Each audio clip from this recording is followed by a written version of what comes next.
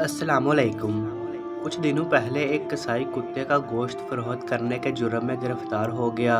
जब उसे जज साहब के सामने पेश किया गया तो जज ने पूछा, क्या ये सच है कि तुम्हारे पास कुत्ते का गोश्त पकड़ा गया है? मुलज़म, जी जनाब, ये सच है। जज ने कहा, तुम्हें शर्म नहीं आती कि तुम इंसानों को कुत्तों का गोश्त खिलाते हो?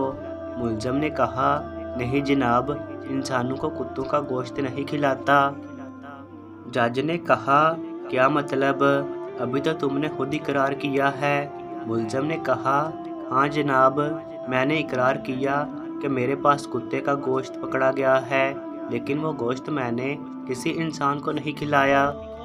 जज ने कहा, तो फिर वो गोश्त किसको खिलाया? मुलज़म ने कहा, जज साहब, मैंने वो कुत्तों का गोश्त कुत्तों को ही खिलाया है। जज ने कहा, क्या मतलब? मुलज़म ने कहा, मतलब ये है जज साहब कि मेरे पास हमारे ज़िला के बड़े बड़े अफसरान, सियासतदान के चेले और मुफ्त होरे आते थे और मुफ्त में छोटा गोश्त लेकर जाते थे और ना देने पर जुर्माना करने की धमकियाँ देते थे।